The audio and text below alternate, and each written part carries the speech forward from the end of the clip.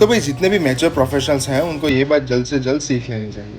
Next time जब भी आप वर्क प्लेस पे हो और आप स्ट्रेस फील करते हो तो अपने आप से पूछो कि क्या ये एक हिकअप है या फिर एक ट्रेजेडी है। हो सकता है कि आपके बॉस ने आपको कुछ हार्श बोल दिया, हो सकता है कि आपकी टीम ने अच्छे से परफॉर्म नहीं किया, या फिर ऐसा हो सकता है कि आपकी मीटिंग अच्छी नहीं गई। तो these are all hiccups, they are not tragedies.